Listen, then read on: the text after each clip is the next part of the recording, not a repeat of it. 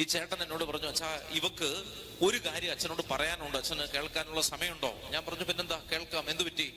അപ്പോ അവരെന്നോട് പറയുകയാണ്, അച്ഛാ ഞങ്ങൾ അന്ന് വന്ന സമയത്ത് 6 മാസങ്ങൾക്ക് മുൻപ് ഏകദേശം 1 മണിക്കൂറോളം ഞങ്ങൾ ഈ പള്ളിമുറ്റത്ത് വണ്ടി ഇട്ടിട്ട് ഈ റെസ്റ്റ് എടുത്തു. ഒത്തിരി യാത്ര ചെയ്ത് വന്നുകൊണ്ട് റെസ്റ്റ് എടുക്കാൻ നിന്ന സമയത്ത് ഇവിടെ ഈ പള്ളിമുറ്റത്ത്, ഞാൻ എൻ്റെ പള്ളിയുടെ മുറ്റത്ത് ഈ മലയാളം ഓഡിയോ ബൈബിൾ ഇട്ടിട്ടുണ്ട്. ഓഡിയോ ബൈബിൾ 24 മണിക്കൂറും പള്ളിമുറ്റത്ത് ബൈബിൾ ഇങ്ങനെ ഇട്ടിട്ടുണ്ട്. ബൈബിൾ ചെറിയ ഓളിയത്തില്, അവിടെ പള്ളിമുറ്റത്ത് നിൽക്കുന്നവർക്ക് കേൾക്കാൻ പറ്റുന്ന ഓളിയത്തില് ഒരു ചെറിയ സ്പീക്കർ വെച്ച് ഓഡിയോ ബൈബിൾ ഇട്ടിട്ടുണ്ട്. അത് ഈ പള്ളിമുറ്റത്ത് ആരും കിടന്ന് വർത്താനം പറയാതിരിക്കാൻ വേണ്ടിയിട്ടാണ്, അല്ലെ? ഓഡിയോ ബൈബിൾ കേട്ട് അവരങ്ങ് വഴിക്കങ്ങ് പൊക്കോളും. ഒരുവിധപ്പെട്ട വഴക്കുകളൊക്കെ അത് വഴി അങ്ങ് തീർന്നു പോകും. മനസ്സിലാവുന്നുണ്ടോ? കാരണം പള്ളിമുറ്റത്ത് ബൈബിൾ ഇട്ടിരിക്കുകയാണ്. അപ്പൊ അതൊക്കെ കേട്ട് അങ്ങ് പൊക്കോളും. അപ്പൊ ആളുകൾ ഇങ്ങനെ ബൈബിളൊക്കെ കേൾക്കും. അപ്പൊ ഈ ചേച്ചി അവിടെ കിടന്നുകൊണ്ട് ഈ ബൈബിൾ അന്നിങ്ങനെ കേൾക്കുകയാണ്. അവർ പറയുകയാണ്, ഞാൻ കുറെ ബൈബിൾ കേട്ടു, പക്ഷെ ഒരു കാര്യം എന്നെ വല്ലാതെ സ്പർശിച്ചു. ഞാൻ അത് ദൈവത്തിന്റെ വചനമാണ് എന്ന് എനിക്ക് മനസ്സിലായി, ബൈബിൾ ആണ് എന്ന് എനിക്ക് മനസ്സിലായി. കാരണം ഞാൻ വല്ലപ്പോഴും ഒക്കെ, എൻ്റെ വീട്ടിൽ കുഞ്ഞൊരു ബൈബിൾ ഉണ്ട്, ആ ബൈബിൾ ഇങ്ങനെ വല്ലപ്പോഴും ഒക്കെ വായിക്കുന്ന ഒരാളാണ് ഞാൻ. അതുകൊണ്ട് തന്നെ ഈ ബൈബിൾ വചനം കേട്ടപ്പോ എനിക്ക് ഭയങ്കര സന്തോഷം തോന്നി. ആ വചനം ഇതാണ്, ലൂക്കാ സുവിശേഷം 6-ാം അധ്യായം 19-ാം തിരുവചനം. ലൂക്കാ 6:19 വചനം ഇതാണ്, കർത്താവിന്റെ ശരീരത്തിൽ നിന്ന് ശക്തി ഇറങ്ങി രോഗികളെ സുഖപ്പെടുത്തി. ചേർന്ന് പറഞ്ഞേ ഹല്ലേലൂയാ. എന്താ വചനം? എന്താണ്? ലൂക്കാ 6:19 രോഗസൗഖ്യത്തിന് വേണ്ടിയിട്ടുള്ള ഒരു വചനമാണ്. എന്താണ് വചനം? കർത്താവിന്റെ ശരീരത്തിൽ നിന്ന് എന്തു വന്നു? ശക്തി വന്നു. മനസ്സിലാവുന്നുണ്ട്? രക്തസ്രാവക്കാരി സ്ത്രീ കർത്താവിന്റെ വസ്ത്രത്തിൽ തൊട്ടപ്പോൾ എന്ത് സംഭവിച്ചു? അവളുടെ രക്തസ്രാവം മാറി. കർത്താവ് പറയുകയാണ്, എന്നിൽ നിന്ന് ശക്തി പുറപ്പെട്ടു. മനസ്സിലാവുന്നുണ്ടോ? ഒരു സാധാ ശക്തിയല്ലത്, അത്ഭുതകരമായ ഒരു ശക്തി അവന്റെ ശരീരത്തിൽ നിന്ന് പ്രവഹിക്കുകയാണ്. അതാണ് കർത്താവിന്റെ പവർ, ശക്തി. അപ്പൊ ഈ ചേച്ചി പറയുകയാണ്, ഞാൻ ഈ പള്ളിമുറ്റത്ത് വന്നപ്പോ ഒരു വചനം, ഒത്തിരി വചനം കേട്ടു 1 മണിക്കൂറിനുള്ളിൽ, പക്ഷെ അതൊന്നും എനിക്ക് ഓർക്കാൻ പറ്റിയില്ല. ഒറ്റ വചനം എന്നെ വല്ലാതെ സ്പർശിച്ചു. അതാണ് വചനത്തിന്റെ പ്രത്യേകത, വചനം സജീവമാണ്. ചെറുത് പറഞ്ഞേ ഹല്ലേലൂയാ. ജ്ഞാനം 16:12 മരുന്നോ ലേപന ഔഷധമോ അല്ല, കർത്താവിന്റെ വചനമാണ് രോഗികളെ സുഖപ്പെടുത്തുന്നത്. ചെറുത് പറഞ്ഞേ ഹല്ലേലൂയാ. മരുന്നോ ലേപന ഔഷധമോ അല്ല, കർത്താവിന്റെ വചനം. വചനത്തിന്റെ പ്രത്യേകത, വചനം സജീവമാണ്, ജീവൻ നൽകുന്നതാണ്. സജീവം എന്ന് പറഞ്ഞാൽ ജീവൻ നൽകുന്നതാണ്. മരണകരമായ സാഹചര്യത്തിൽ നിന്റെ ജീവിതത്തിന്റെ തലവര മാറ്റാൻ ഒരു വചനത്തിന് സാധിക്കും. 36,000-ഓളം വചനങ്ങൾ ഈ വിശുദ്ധ ഗ്രന്ഥത്തിലുണ്ട്. ഒരു വചനത്തിന്റെ ഒരു വരി മതി നിന്റെ കുടുംബം മാറാൻ, നിന്റെ തലമുറകൾ രക്ഷ പ്രാപിക്കാൻ, തകർന്നു പോയി എന്ന് കരുതുന്ന നിന്റെ ജീവിതത്തെ തിരികെ പിടിക്കാൻ ഒരൊറ്റ വചനം മതി. ചേർന്ന് പറഞ്ഞേ ഹല്ലേലൂയാ. മനുഷ്യർക്ക് അസാധ്യമായത് ദൈവത്തിന് സാധ്യമാണ്. ലൂക്കാ 1:37 മനുഷ്യർക്ക് അസാധ്യമായത് ദൈവത്തിന് സാധ്യമാണ്. ദൈവത്തിന് സാധ്യമാണ്, വചനത്തിലൂടെ പൂർത്തിയാക്കപ്പെടും. പ്രാർത്ഥിക്കുമ്പോ നമ്മുടെ വീട്ടിലേക്ക് ലോകത്തിന്റെ ആത്മാവ് മാറുകയും ദൈവത്തിന്റെ ആത്മാവ് കടന്നു വരികയും ചെയ്യും. ചേർന്ന് പറഞ്ഞേ ഹല്ലേലൂയാ. ലോകാരൂപിയുടെ ആത്മാവ് വിട്ടുമാറുകയും ദൈവാരൂപിയുടെ ആത്മാവ് വീട്ടിലേക്ക് വരികയും ചെയ്യും. മനസ്സിലാവണം? നമ്മുടെ സംസാരത്തിലൂടെ ലോകത്തിന്റെ ഒരു അരൂപി ഈ അന്തരീക്ഷത്തിൽ കിടപ്പുണ്ട്. അതുകൊണ്ടാണ് വീട്ടിൽ എപ്പോഴും വഴക്കുണ്ടാവുന്നത്. അതിനൊരു അരൂപിയുണ്ട്. സാമ്പത്തിക മേഖലയിൽ ഒരു അരൂപിയുണ്ട് എന്ന് പറഞ്ഞാൽ എത്ര കഷ്ടപ്പെട്ടാലും മെച്ചമില്ലാത്ത അവസ്ഥ. എല്ലാവരും അധ്വാനിക്കുന്നുണ്ട്, പക്ഷെ ഒന്നും മിച്ചമില്ല. ബൈബിൾ പറയുന്നുണ്ട്, ഓട്ടക്കീശയിൽ ഇടുന്നത് പോലെയാണ്. രാപകൽ അധ്വാനിക്കുകയാണ്. വെളുപ്പിന് 4 മണി മുതൽ രാത്രി 11 മണി വരെ അധ്വാനമാണ്, പക്ഷെ ഒന്നും മിച്ചമില്ല. ആശുപത്രി കൊടുക്കാനേ തികയുന്നുള്ളൂ. വീട്ടിലെ അരൂപി മാറുന്നില്ല, ദാരിദ്ര്യത്തിന്റെ അരൂപിയാണ്. വലിയ മെച്ചപ്പെട്ട ജോലിയൊക്കെ ഉണ്ട്, ഒത്തിരി ആഗ്രഹമുണ്ട്, പക്ഷെ എന്ത് ചെയ്യുന്നില്ല, ഇത് മാറുന്നില്ല. കാരണം എന്താണ്? ഇതിനകത്ത് ഒരു അന്തരീക്ഷത്തിന്റെ ഒരു കെട്ട അരൂപി ഈ അന്തരീക്ഷത്തിൽ കിടക്കണം. അത് മാറണം. അത് മാറണമെങ്കിൽ എന്ത് ചെയ്യണം? പ്രാർത്ഥിച്ച് ദൈവാത്മാവിന്റെ അരൂപിയെ നമ്മൾ കൊണ്ടുവരണം. ചേർന്ന് പറഞ്ഞേ ഹല്ലേലൂയാ. ഒരു വീട്ടിൽ നിന്ന് ദൈവവചനം വായിക്കുമ്പോ അവിടേക്ക് എന്ത് നിറയും? ദൈവത്തിന്റെ ആത്മാവ് നിറയും. വചനം ആത്മാവാണ്. ചേർന്ന് പറഞ്ഞേ ഹല്ലേലൂയാ.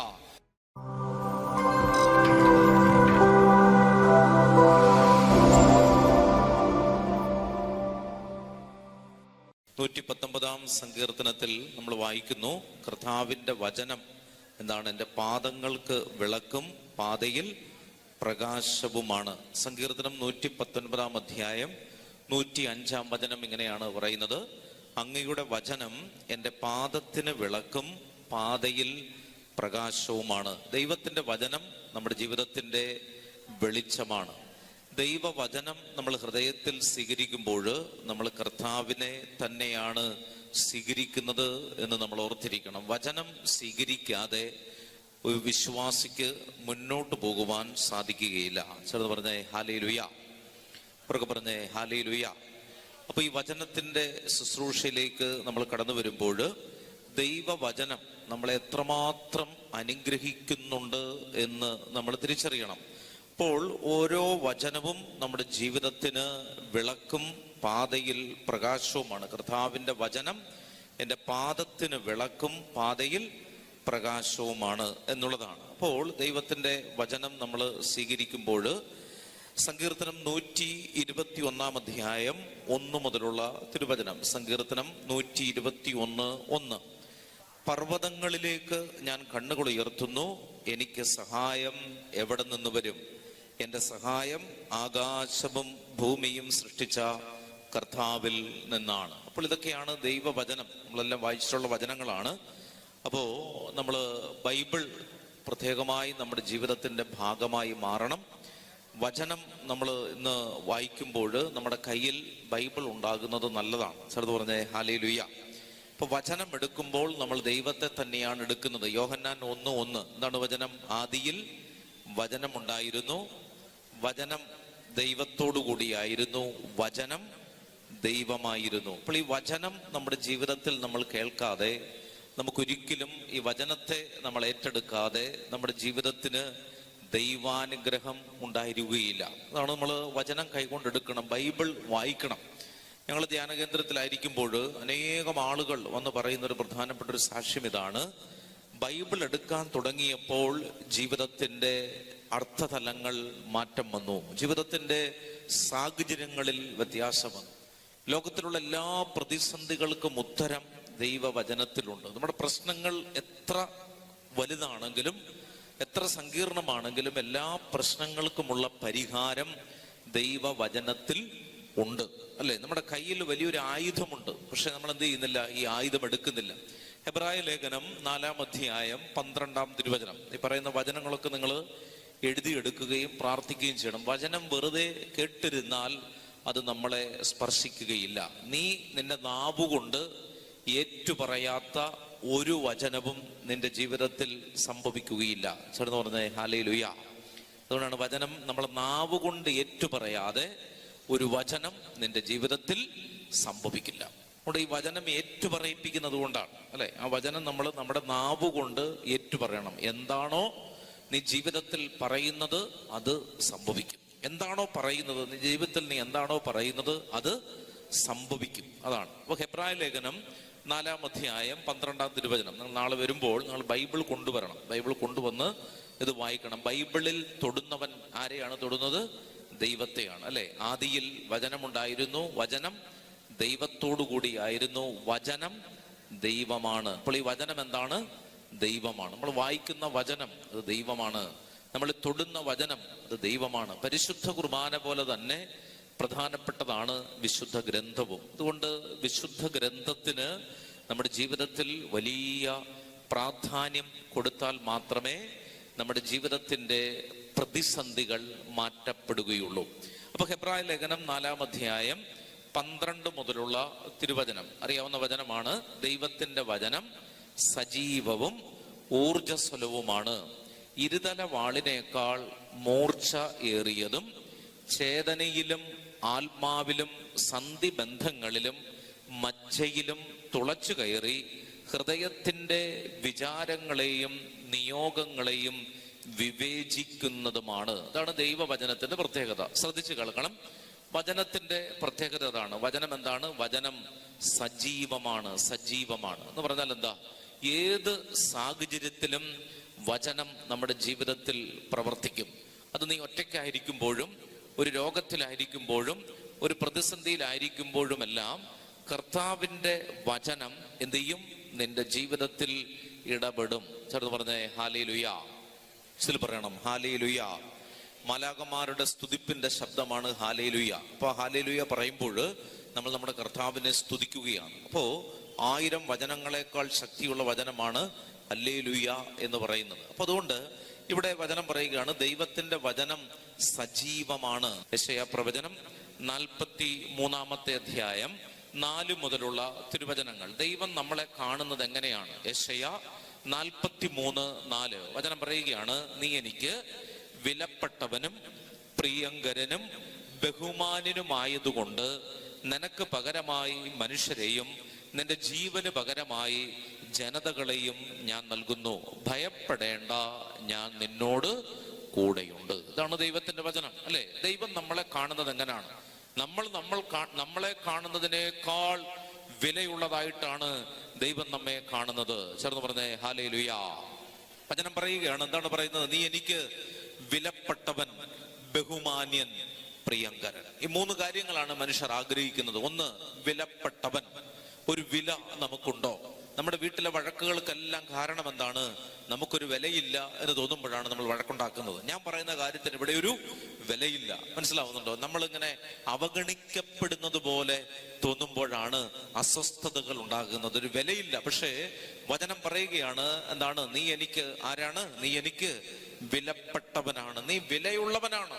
എനിക്കിവിടെ ഒരു വിലയില്ല എന്ന് പലരും പറയുന്നത് ഞാൻ കേട്ടിട്ടുണ്ട്, പരാതി പോലെ പറയുന്നത്. പക്ഷേ കർത്താവിന്റെ വചനം നമ്മെ ഓർമ്മിപ്പിക്കുകയാണ്, നീ എനിക്ക് വിലപ്പെട്ടവനാണ്. നിനക്ക് വേണ്ടി വലിയ സന്നാഹങ്ങൾ ദൈവം ഒരുക്കിയിട്ടുണ്ട്. മനസ്സിലാവുന്നുണ്ടോ? നമ്മൾ പലപ്പോഴും ഇങ്ങനെ ആ ഒരു ദൈവ സാന്നിധ്യം നമ്മൾ തിരിച്ചറിയാത്തത് കൊണ്ടാണ്, അല്ലെങ്കിൽ നമ്മൾ ശ്രദ്ധിക്കാത്തത് കൊണ്ടാണ്. നമ്മളൊരു സ്ഥലത്ത് നിന്ന് ഒരു യാത്ര പോകുമ്പോൾ തന്നെ എത്ര കൃത്യമായിട്ടാണ് നമ്മുടെ കാര്യങ്ങൾ കർത്താവ് പ്ലാൻ ചെയ്യുന്നത്. ചെറുത് പറഞ്ഞേ ഹല്ലേലൂയ. ഒരു യാത്രയിൽ ഒരു പ്രതിസന്ധി ഉണ്ടാകുമെന്ന് മുൻകൂട്ടി കണ്ട് നമ്മെ സഹായിക്കാനായിട്ട് ചില ആളുകളെ, ചില വഴികൾ കർത്താവ് നമുക്ക് വേണ്ടി തുറന്നു തന്നിട്ടുണ്ട്. അപ്പോൾ നമ്മൾ എന്തുമാത്രം വിലയുള്ളതായിട്ടാണ് ദൈവം കാണുന്നത്. നമ്മൾ കാണുന്നതിനേക്കാൾ ഒരു വില ദൈവം നമുക്ക് നൽകിയിട്ടുണ്ട്. നമ്മളൊരു വിലയില്ലാത്ത മനുഷ്യരല്ല, നമ്മളൊരു വിലയില്ലാത്തൊരു മനുഷ്യരല്ല, നമ്മൾ അവഗണിക്കപ്പെട്ട, ശപിക്കപ്പെട്ട ജീവിതങ്ങളല്ല. ഞാൻ എന്തിന് എൻ്റെ അമ്മയുടെ ഉദരത്തിൽ നിന്ന് പുറത്തു വന്നു എന്നാണ് ജോബ് ചോദിക്കുന്നത് ജോബിന്റെ പുസ്തകത്തിൽ. എൻ്റെ ജീവിതം ശപിക്കപ്പെട്ടൊരു ജീവിതമാണെന്ന് ജോബ് പരാതി പറയുന്നുണ്ട്. പക്ഷേ കർത്താവ് പറയുകയാണ്, അങ്ങനെ ചിന്തിക്കരുത്. നമ്മുടെ ജീവിതത്തിനൊരു വിലയുണ്ട്. എന്നെ സൃഷ്ടിച്ചതിന് പിന്നിൽ ദൈവത്തിനൊരു വിലയുണ്ട്, അല്ലെ? എന്നെ സൃഷ്ടിച്ചതിന് പിന്നിൽ ദൈവത്തിനൊരു ഒരു പദ്ധതി ഉണ്ട്. ജെറമ്യാ 3 നമ്മൾ കാണുകയാണ്, നിന്നെ കുറിച്ച് എനിക്കൊരു പദ്ധതിയുണ്ട്. അത് നിന്റെ നാശത്തിനു വേണ്ടിയിട്ടുള്ളൊരു പദ്ധതിയല്ല, നിന്റെ ക്ഷേമത്തിനും ഐശ്വര്യത്തിനും വേണ്ടിയുള്ള ഒരു പദ്ധതി. ചേർന്ന് പറഞ്ഞേ ഹല്ലേലൂയ.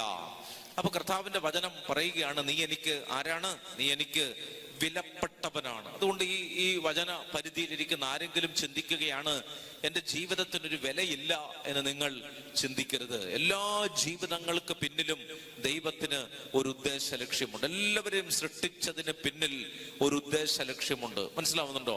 മാനസിക വൈകല്യമുള്ള, ബുദ്ധിഭ്രമമുള്ള, അല്ലെങ്കിൽ ഓട്ടിസ്റ്റിക് ആയിട്ടുള്ള, ഹൈപ്പർ ആക്റ്റീവ് ആയിട്ടുള്ള ആളുകൾ നമ്മുടെ സമൂഹത്തിലുണ്ട്. അവരെ സൃഷ്ടിച്ചതിന് പിന്നിലും ദൈവത്തിനൊരു പദ്ധതിയുണ്ട്. ചേർന്ന് പറഞ്ഞേ ഹല്ലേലൂയ. നിങ്ങൾ വളരെ വിദഗ്ധനായ ഒരു ശാസ്ത്രജ്ഞൻ, അദ്ദേഹം മരിച്ചുപോയി, ഫിസിക്സിൽ വളരെ പ്രധാനപ്പെട്ട ഒരു മനുഷ്യനാണ്. അദ്ദേഹത്തിന്റെ പേര് സ്റ്റീഫൻ ഹോക്കിങ്സ് എന്നാണ്. സ്റ്റീഫൻ ഹോക്കിങ്സ് ഈ പ്രപഞ്ചത്തെ പറ്റിയുള്ള വളരെ പ്രധാനപ്പെട്ട വലിയ കണ്ടുപിടുത്തങ്ങൾ നടത്തിയ ഒരു ശാസ്ത്രജ്ഞനാണ്. ഒരു ന്യൂറോട്ടിക് ഡിസീസ് ഉള്ള അദ്ദേഹം വീൽ ചെയറിലാണ് ജീവിതകാലം മുഴുവൻ ചെലവഴിച്ചത്. അനങ്ങാൻ പോലും പറ്റില്ല. ഒരു ഗ്ലാസ് വെള്ളം എടുത്ത് കുടിക്കാൻ പറ്റാത്ത രീതിയിൽ ന്യൂറോട്ടിക് അസുഖമുള്ള വീൽ ചെയറിലായി പോയ ഒരു മനുഷ്യൻ. പക്ഷെ അദ്ദേഹമാണ് പ്രപഞ്ചത്തിന്റെ, നമ്മൾ ഈ കാണുമ്പോൾ നമുക്ക് കാണാൻ പറ്റാത്ത, നമ്മൾ ചിന്തിക്കുന്നതിനേക്കാൾ വലുതായ ഈ പ്രപഞ്ചത്തിന്റെ പല മഹാരഹസ്യങ്ങളും കണ്ടെത്തിയത് സ്റ്റീഫൻ ഹോക്കിങ്സ് എന്ന് പറയുന്ന ഈ ശാസ്ത്രജ്ഞനാണ്. ചേർന്ന് പറഞ്ഞേ ഹല്ലേലൂയ.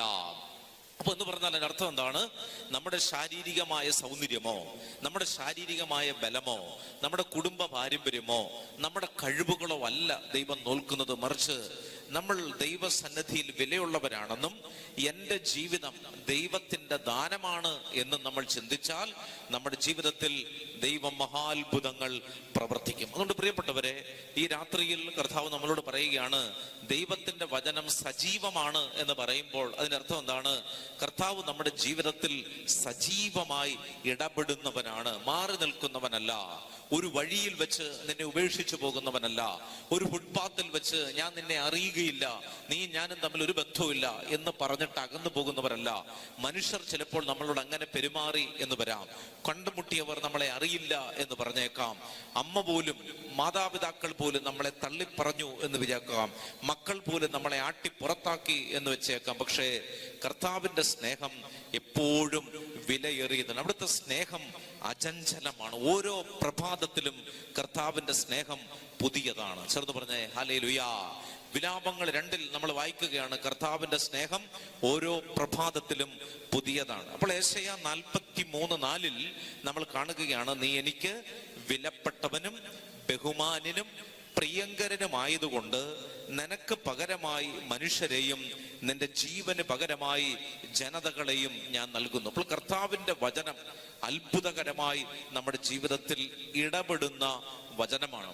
ഞാൻ ഒരിക്കലും ഒരു ദേവാലയത്തിൽ ശുശ്രൂഷ ചെയ്യുന്ന സമയത്ത് രാവിലെ MC റോഡിന്റെ സൈഡിലാണ് എൻ്റെ ദേവാലയം.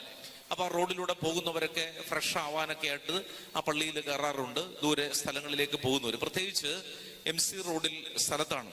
അപ്പൊ അവിടെ ഈ രാവിലെ RCCയിലേക്ക്, മെഡിക്കൽ കോളേജിലേക്കൊക്കെ പോകുന്ന രോഗികളെ കൊണ്ട് പോകുന്നവരൊക്കെ ഒന്ന് ഫ്രഷ് ആവാനും അവിടെ ബാത്റൂം സൗകര്യം, വാഷ്റൂമിലൊക്കെ പോകാനൊക്കെ ആയിട്ട് പള്ളി റോഡിന്റെ സൈഡിലായതുകൊണ്ട് മിക്കവാറും അവിടെ ആരെങ്കിലുമൊക്കെ കയറാറും അവിടെ ഇരുന്ന് ഭക്ഷണം കഴിക്കാറൊക്കെ ഉണ്ട്. അപ്പൊ അങ്ങനെ ഒരു ദിവസം രാവിലെ ഈ വിശുദ്ധ കുർബാന കഴിഞ്ഞ് ഞാൻ പള്ളിമുറിയിൽ ഇരിക്കുന്ന സമയത്ത് ഒരു വണ്ടി ആ പള്ളിമുറ്റത്ത് വന്നു. അപ്പൊ ഞാനിങ്ങനെ നോക്കുമ്പോ അവരിങ്ങനെ ഭക്ഷണം കഴിക്കാനായിട്ടാണ് വന്നത് എന്നെനിക്ക് മനസ്സിലായി.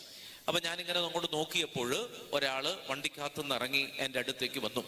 വന്നിട്ട് എന്നോട് പറഞ്ഞു, അച്ഛാ ഞങ്ങള് അങ്ങ് പത്തനംതിട്ട ഭാഗത്ത് നിന്ന് വരികയാണ്, RCCയിലേക്ക് പോവുകയാണ്. എൻ്റെ ഭാര്യയ്ക്ക് ക്യാൻസർ ആണ്, കീമോതെറാപ്പി തുടങ്ങാൻ പോവാണ്, അതിനുവേണ്ടി പോവാണ്, ഒന്ന് റെസ്റ്റ് എടുക്കാൻ വേണ്ടി പള്ളിമുറ്റത്തോടൊന്ന് കയറിയതാണ്, കുഴപ്പമില്ലല്ലോ. ഞാൻ പറഞ്ഞു ഒരു കുഴപ്പമില്ല, എന്തെങ്കിലും സഹായം ആവശ്യമുണ്ടോ? അപ്പൊ അവരെന്നോട് ചോദിച്ചു, വാഷ്റൂം അവിടാണ്. അപ്പൊ ഞാൻ വാഷ്റൂം ഒക്കെ കാണിച്ചു കൊടുത്തു. അപ്പൊ ചോദിച്ചു, വെള്ളം വല്ലതും വേണം? വേണ്ട സാർ, വണ്ടിക്കകത്ത് എല്ലാം ഉണ്ട് എന്ന് പറഞ്ഞു. ഞാൻ പറഞ്ഞു ഓക്കെ എന്ന് പറഞ്ഞു. അപ്പൊ അവര് പള്ളിമുറ്റത്ത് വണ്ടി ഇട്ടിട്ട്, അപ്പോ കുറച്ച് കഴിഞ്ഞപ്പോൾ ഈ ചേട്ടൻ വന്ന് എന്നോട് ചോദിച്ചു, അച്ഛൻ വന്ന് അവർക്ക് വേണ്ടി ഒന്ന് പ്രാർത്ഥിക്കാമോ എന്ന് ചോദിച്ചു. ഞാൻ പറഞ്ഞു സന്തോഷം, പ്രാർത്ഥിക്കാലോ. അപ്പൊ ഞാൻ ആ വണ്ടിയുടെ അടുത്തേക്ക് ചെല്ലുന്ന സമയത്ത് വണ്ടിയുടെ ഫ്രണ്ട് സീറ്റില് ഒരു ചേച്ചി, അതൊരു മനുഷ്യക്കോലമാണ് എന്ന് പറയാൻ പറ്റില്ല, കാരണം അതുപോലെ അസ്ഥി പഞ്ചരമായിട്ട് ഈ തലയൊക്കെ ഒരു തോർത്തുകൊണ്ട് മൂടി, തലയിലെ മുടിയെല്ലാം പോയിട്ട് ഒരു അസ്ഥി പഞ്ചരമായ ഒരു ചേച്ചി ഇങ്ങനെ കിടക്കണം. ഒരു ട്യൂബ് ഇങ്ങനെ ഈ കഴുത്തിലൂടെ ഇങ്ങനെ ചുറ്റി ഇട്ടിട്ടുണ്ട്. അപ്പൊ അവർക്ക് ഇങ്ങനെ വയ്യ. അപ്പൊ അവരെന്നെ കണ്ടിട്ട് ബഹുമാനിക്കാൻ വേണ്ടിയിട്ടോ സ്തുതി പറയാൻ വേണ്ടിയിട്ടോ ഇങ്ങനെ സീറ്റിൽ നിന്ന് ഒന്ന് എഴുന്നേക്കാൻ ഇങ്ങനെ ഒന്ന് മുന്നോട്ട് ആയാൻ നോക്കിയിട്ട് അതിനു പോലും അവർക്ക് പറ്റുന്നില്ല. അപ്പൊ ഞാൻ പറഞ്ഞു ഒന്നും വേണ്ട, ഇപ്പൊ ഒന്നും വേണ്ട, കിടന്നോ എന്ന് പറഞ്ഞിട്ട് ഞാനിങ്ങനെ തലയിൽ കൈവച്ച് ഇങ്ങനെ പ്രാർത്ഥിച്ചു. അവരുടെ കണ്ണുകളിൽ ഒരു നനവ് ഇങ്ങനെ വരുന്നത് ഞാൻ കണ്ടു. ഏകദേശം ഒരു 40 വയസ്സ് മാത്രം പ്രായമുള്ള ഒരു ചേച്ചിയാണ്. ക്യാൻസർ വന്നതിന്റെ 4th സ്റ്റേജിൽ റേഡിയോ കീമോതെറാപ്പി ചെയ്യാനായിട്ട് RCCയിലേക്ക് പോകുന്ന സമയത്താണ് പള്ളിമുറ്റത്ത് കയറിയത്. അപ്പൊ ഞാൻ പറഞ്ഞു പ്രാർത്ഥിച്ചോളാം, കർത്താവ് സുഖപ്പെടുത്തട്ടെ എന്ന് പറഞ്ഞു. അപ്പൊ ഈ ചേട്ടൻ എന്നോട് പറഞ്ഞു, അച്ഛാ ഞങ്ങള് ക്രിസ്ത്യാനികളല്ല.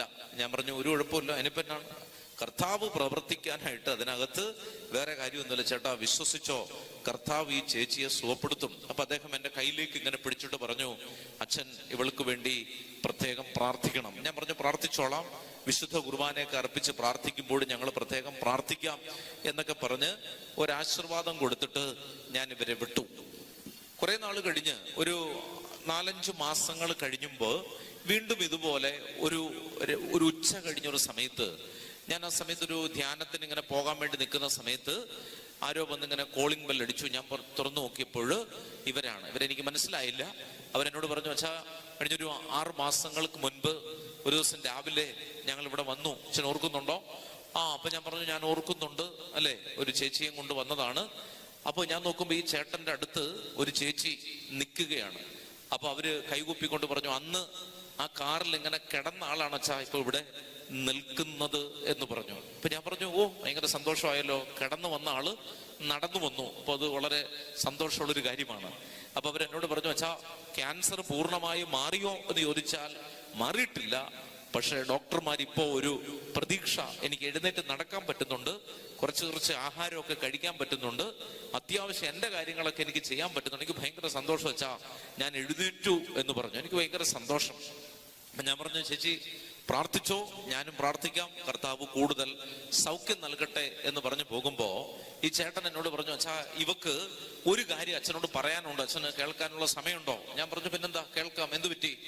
അപ്പോ അവരെന്നോട് പറയുകയാണ്, അച്ഛാ ഞങ്ങൾ അന്ന് വന്ന സമയത്ത് 6 മാസങ്ങൾക്ക് മുൻപ് ഏകദേശം 1 മണിക്കൂറോളം ഞങ്ങൾ ഈ പള്ളിമുറ്റത്ത് വണ്ടി ഇട്ടിട്ട് ഈ റെസ്റ്റ് എടുത്തു. ഒത്തിരി യാത്ര ചെയ്ത് വന്നുകൊണ്ട് റെസ്റ്റ് എടുക്കാൻ നിന്ന സമയത്ത് ഇവിടെ ഈ പള്ളിമുറ്റത്ത്, ഞാൻ എൻ്റെ പള്ളിയുടെ മുറ്റത്ത് ഈ മലയാളം ഓഡിയോ ബൈബിൾ ഇട്ടിട്ടുണ്ട്. ഓഡിയോ ബൈബിൾ 24 മണിക്കൂറും പള്ളിമുറ്റത്ത് ബൈബിൾ ഇങ്ങനെ ഇട്ടിട്ടുണ്ട്. ബൈബിൾ ചെറിയ ഓളിയത്തില്, അവിടെ പള്ളിമുറ്റത്ത് നിൽക്കുന്നവർക്ക് കേൾക്കാൻ പറ്റുന്ന ഓളിയത്തില് ഒരു ചെറിയ സ്പീക്കർ വെച്ച് ഓഡിയോ ബൈബിൾ ഇട്ടിട്ടുണ്ട്. അത് ഈ പള്ളിമുറ്റത്ത് ആരും കിടന്ന് വർത്താനം പറയാതിരിക്കാൻ വേണ്ടിയിട്ടാണ്, അല്ലെ? ഓഡിയോ ബൈബിൾ കേട്ടവരങ്ങ് വഴിക്കങ്ങ് പൊക്കോളും. ഒരുവിധപ്പെട്ട വഴക്കുകളൊക്കെ അത് വഴിക്ക് അങ്ങ് തീർന്നു പോകും. മനസ്സിലാവുന്നുണ്ടോ? കാരണം പള്ളിമുറ്റത്ത് ബൈബിൾ ഇട്ടിരിക്കുകയാണ്. അപ്പൊ അതൊക്കെ കേട്ട് അങ്ങ് പൊക്കോളും. അപ്പൊ ആളുകൾ ഇങ്ങനെ ബൈബിളൊക്കെ കേൾക്കും. അപ്പൊ ഈ ചേച്ചി അവിടെ കിടന്നുകൊണ്ട് ഈ ബൈബിൾ അന്നിങ്ങനെ കേൾക്കുകയാണ്. അവർ പറയുകയാണ്, ഞാൻ കുറെ ബൈബിൾ കേട്ടു, പക്ഷെ ഒരു കാര്യം എന്നെ വല്ലാതെ സ്പർശിച്ചു. ഞാൻ അത് ദൈവത്തിന്റെ വചനമാണ് എന്ന് എനിക്ക് മനസ്സിലായി, ബൈബിൾ ആണ് എന്ന് എനിക്ക് മനസ്സിലായി. കാരണം ഞാൻ വല്ലപ്പോഴും ഒക്കെ, എൻ്റെ വീട്ടിൽ കുഞ്ഞൊരു ബൈബിൾ ഉണ്ട്, ആ ബൈബിൾ ഇങ്ങനെ വല്ലപ്പോഴും ഒക്കെ വായിക്കുന്ന ഒരാളാണ് ഞാൻ. അതുകൊണ്ട് തന്നെ ബൈബിൾ വചനം കേട്ടപ്പോ എനിക്ക് ഭയങ്കര സന്തോഷം തോന്നി. ആ വചനം ഇതാണ്, ലൂക്കാ സുവിശേഷം 6-ാം അധ്യായം 19-ാം തിരുവചനം. ലൂക്കാ 6:19 വചനം ഇതാണ്, കർത്താവിന്റെ ശരീരത്തിൽ നിന്ന് ശക്തി ഇറങ്ങി രോഗികളെ സുഖപ്പെടുത്തി. ചേർന്ന് പറഞ്ഞേ ഹല്ലേലൂയാ. എന്താ വചനം? എന്താണ്? ലൂക്ക 6:19 രോഗസൗഖ്യത്തിന് വേണ്ടിയിട്ടുള്ളൊരു വചനമാണ്. എന്താണ് വചനം? കർത്താവിന്റെ ശരീരത്തിൽ നിന്ന് എന്തു വന്നു? ശക്തി വന്നു. മനസ്സിലാവുന്നുണ്ട്? രക്തസ്രാവക്കാരി സ്ത്രീ കർത്താവിന്റെ വസ്ത്രത്തിൽ തൊട്ടപ്പോൾ എന്ത് സംഭവിച്ചു? അവളുടെ രക്തസ്രാവം മാറി. കർത്താവ് പറയുകയാണ്, എന്നിൽ നിന്ന് ശക്തി പുറപ്പെട്ടു. മനസ്സിലാവുന്നുണ്ടോ? ഒരു സാധാ ശക്തിയല്ലത്, അത്ഭുതകരമായ ഒരു ശക്തി അവന്റെ ശരീരത്തിൽ നിന്ന് പ്രവഹിക്കുകയാണ്. അതാണ് കർത്താവിന്റെ പവർ, ശക്തി. അപ്പൊ ഈ ചേച്ചി പറയുകയാണ്, ഞാൻ ഈ പള്ളിമുറ്റത്ത് വന്നപ്പോ ഒരു വചനം, ഒത്തിരി വചനം കേട്ടു 1 മണിക്കൂറിനുള്ളിൽ, പക്ഷെ അതൊന്നും എനിക്ക് ഓർക്കാൻ പറ്റിയില്ല. ഒറ്റ വചനം എന്നെ വല്ലാതെ സ്പർശിച്ചു. അതാണ് വചനത്തിന്റെ പ്രത്യേകത. വചനം സജീവമാണ്. ചേർന്ന് പറഞ്ഞേ ഹല്ലേലൂയാ. വചനം എന്താണ്? വചനം സജീവമാണ്. എന്ന് പറഞ്ഞാൽ ജീവൻ നൽകുന്നതാണ്. ഏത് സാഹചര്യത്തിലും അത് പ്രവർത്തിക്കും. ക്യാൻസർ വന്ന് ഇനി മരണം മാത്രം മുന്നിൽ, സ്വന്തം ശവമടക്ക് മുന്നിൽ കണ്ടുകൊണ്ട് കിടക്കുന്ന ഒരു വ്യക്തിയാണ്. മനസ്സിലാവുണ്ട്? തന്റെ മൃതശരീരത്തിൽ ആളുകൾ അന്ത്യോപചാരം അർപ്പിക്കുന്നത് ഭാവന കണ്ടുകൊണ്ടിരുന്ന ഒരു കാലഘട്ടത്തിൽ ഒരു സഹോദരി ഒരു ദൈവവചനം കേൾക്കുകയാണ്. വചനം ഇതാണ്, ലൂക്കാ 6:19 കർത്താവിന്റെ ശരീരത്തിൽ നിന്ന് ശക്തി ഇറങ്ങി രോഗികളെ സുഖപ്പെടുത്തി. കർത്താവിന്റെ ശരീരത്തിൽ നിന്ന് ശക്തി ഇറങ്ങി രോഗികളെ സുഖപ്പെടുത്തി. വചനം കേൾക്കുമ്പോൾ ചേച്ചി ചിന്തിക്കുകയാണ്, ഞാനും ഒരു രോഗിയാണല്ലോ, ഞാനും ഒരു രോഗിയാണല്ലോ. മെഡിക്കൽ സയൻസ് ഇനി അധിക നാള് പറഞ്ഞിട്ടില്ല. ഈ റേഡിയേഷനും കീമോതെറാപ്പിയൊക്കെ ചെയ്യുന്നെങ്കിലും ഈ ചേച്ചിക്കറിയാം അവരുടെ ജീവൻ ഇങ്ങനെ ഊർന്നു പൊക്കൊണ്ടിരിക്കുന്നതായിട്ട് അവർക്ക് മനസ്സിലായി. അവരുടെ ശരീരത്തിന്റെ മുഴുവൻ ആരോഗ്യം നഷ്ടപ്പെട്ടുകൊണ്ടിരിക്കുന്ന ഒരു സമയമാണ്. എങ്കിലും ചികിത്സിക്കാൻ വേണ്ടി ചില ട്രീറ്റ്മെന്റുകളൊക്കെ ചെയ്യുന്നു എന്ന് മാത്രമേ ഉള്ളൂ. അപ്പോഴാണ് ഒരു വചനം കേട്ടത്, കർത്താവിന്റെ ശരീരത്തിൽ നിന്ന് ശക്തി ഇറങ്ങി രോഗികളെ സുഖപ്പെടുത്തി. ചേർത്ത് പറഞ്ഞേ ഹല്ലേലൂയാ. സങ്കീർത്തനം 107:20 കർത്താവ് തന്റെ വചനമയച്ച് രോഗികളെ സുഖപ്പെടുത്തി. ജ്ഞാനം 16:12 മരുന്നോ ലേപന ഔഷധമോ അല്ല, കർത്താവിന്റെ വചനമാണ് രോഗികളെ സുഖപ്പെടുത്തുന്നത്. ചേർന്ന് പറഞ്ഞേ ഹല്ലേലൂയാ. മരുന്നോ ലേപന ഔഷധമോ അല്ല, കർത്താവിന്റെ വചനം. വചനത്തിന്റെ പ്രത്യേകത, വചനം സജീവമാണ്, ജീവൻ നൽകുന്നതാണ്. സജീവം എന്ന് പറഞ്ഞാൽ ജീവൻ നൽകുന്നതാണ്. മരണകരമായ സാഹചര്യത്തിൽ നിന്റെ ജീവിതത്തിന്റെ തലവര മാറ്റാൻ ഒരു വചനത്തിന് സാധിക്കും. 36,000-ഓളം വചനങ്ങൾ ഈ വിശുദ്ധ ഗ്രന്ഥത്തിലുണ്ട്.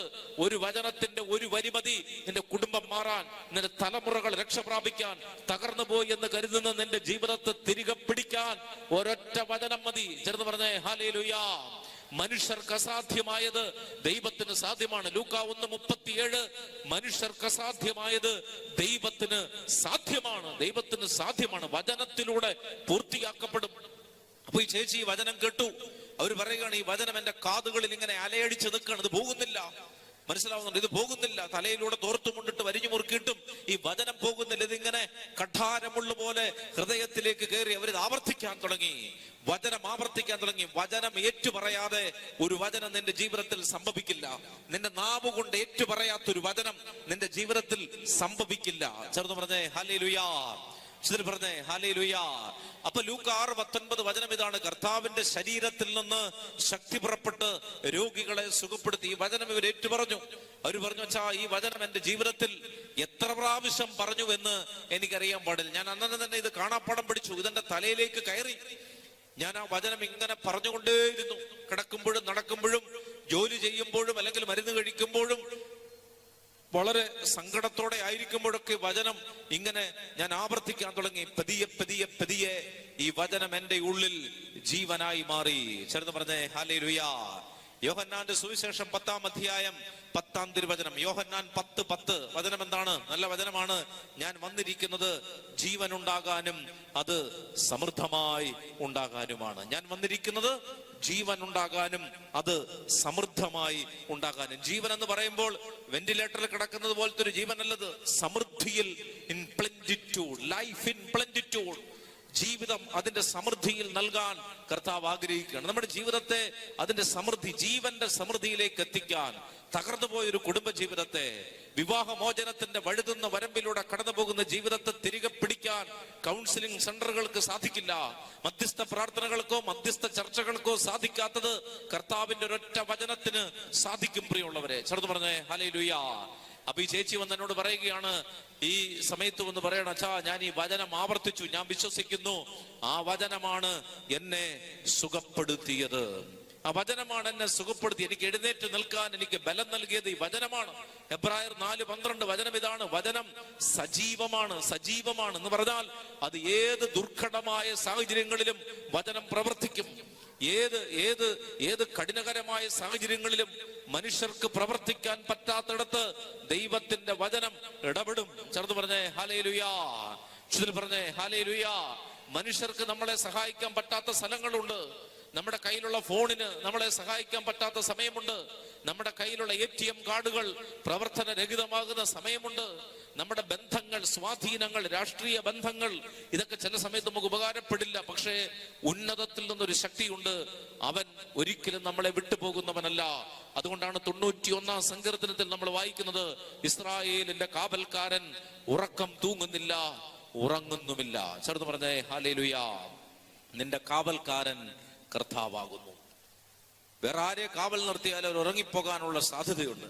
വേറെ ആരെ നമ്മൾ കൂട്ടുപിടിച്ചാലും നാളെ നമ്മൾ അവരെ അറിയില്ല എന്ന് പറയാനുള്ള സാധ്യതയുണ്ട്, നമ്മളെ ഉപേക്ഷിക്കാനുള്ള സാധ്യതയുണ്ട്. പക്ഷേ ഇസ്രായേലിന്റെ കാവൽക്കാരൻ ഉറക്കം തൂങ്ങുന്നില്ല, ഉറങ്ങുന്നുമില്ല. നിന്റെ കാവൽക്കാരൻ ആരാണ്? കർത്താവാണ്. സങ്കീർത്തനം 23:1 അറിയാവുന്ന സങ്കീർത്തനമാണ്. എന്താണ് 23:1? കർത്താവിന്റെ ഇടയനാകുന്നു, എനിക്കൊന്നിനും കുറവുണ്ടാവുകയില്ല. അവനാണ് നമ്മുടെ ഇടയൻ. അവനാണ് നമ്മളെ മുന്നിൽ നിന്ന് നയിക്കുന്നവൻ. അവൻ കാണിക്കുന്ന വഴികളിലൂടെയാണ് നമ്മുടെ ജീവിതം മുന്നോട്ട് പോകുന്നതെങ്കിൽ ഈ യാത്രയിൽ നിനക്ക് കാലിടറുകയില്ല. ചേർന്ന് പറഞ്ഞേ ഹല്ലേലൂയാ. ഇനി കർത്താവിന്റെ വചനത്തിന്റെ മറ്റൊരു പ്രത്യേകത ലൂക്കാ സുവിശേഷം 4-ാമത്തെ അധ്യായത്തിൽ കാണുന്നു. ലൂക്കാ സുവിശേഷം 4-ാമത്തെ അധ്യായം 17 മുതലുള്ള തിരുവചനങ്ങൾ. ദേവാലയത്തിൽ ചെന്ന് കർത്താവ് വചനം വായിക്കുന്ന വേദഭാഗമാണ്. ലൂക്കാ സുവിശേഷം 4-ാമത്തെ അധ്യായം 17 മുതലുള്ള തിരുവചനങ്ങൾ. യെശയ്യാ പ്രവാചകന്റെ പുസ്തകം അവന് നൽകപ്പെട്ടു. പുസ്തകം തുറന്നപ്പോൾ ഇപ്രകാരം എഴുതിയിരിക്കുന്നത് അവൻ കണ്ടു. എന്താണ് എഴുതിയിരിക്കുന്നത്? കർത്താവിന്റെ ആത്മാവ് എന്റെ മേലുണ്ട്, ദരിദ്രരെ സുവിശേഷം അറിയിക്കുവാൻ അവിടുന്ന് എന്നെ അഭിഷേകം ചെയ്തിരിക്കുന്നു.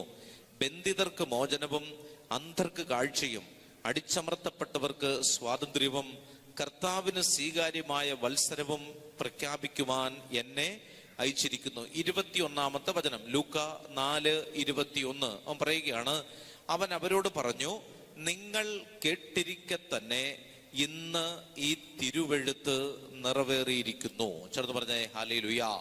അപ്പൊ വചനത്തിന്റെ പ്രത്യേകത എന്താണ്? ഒരു വചനം നമ്മൾ കേൾക്കുമ്പോൾ, കേട്ടിരിക്കുമ്പോൾ തന്നെ ആ വചനം നമ്മുടെ ഉള്ളിൽ പ്രവർത്തിക്കാനായിട്ട് തുടങ്ങും. കേട്ടിരിക്കുമ്പോൾ തന്നെ ഒരു വചനം നമ്മുടെ ജീവിതത്തിൽ പ്രവർത്തിക്കും. ഒരു സാധാ കന്യാസ്ത്രീ ആയിരുന്ന ആഗ്നസ് എന്ന് പറയുന്ന ഒരു കന്യാസ്ത്രീ ഒരിക്കലൊരു ധ്യാനത്തിന് പോകാൻ വേണ്ടി ട്രെയിനിൽ യാത്ര ചെയ്ത് ഒരു സ്ഥലത്തേക്ക് പോവുകയാണ്, ഒരു ധ്യാന കേന്ദ്രത്തിലേക്ക് പോവുകയാണ്. ആഗ്നസ് എന്ന് പറയുന്ന ഈ കന്യാസ്ത്രീ പോവുകയാണ്. പോകുമ്പോൾ ഏകദേശം ഒരു 7-8 മണിക്കൂർ യാത്ര ചെയ്യാനുള്ളത് കൊണ്ട് അവര് മറ്റൊന്നും ട്രെയിനിലിരുന്ന് മറ്റൊന്നും ചെയ്യാൻ പറ്റാത്തത് കൊണ്ട് ബാഗിലുള്ള ചെറിയ ബൈബിൾ എടുത്ത് ബൈബിൾ വായിക്കാനായിട്ട് തുടങ്ങി. ബൈബിൾ വായിക്കുന്ന സമയത്ത് അവർ വായിച്ചുകൊണ്ടിരുന്നത് മത്തായി സുവിശേഷം 25-ാമത്തെ അധ്യായമാണ്.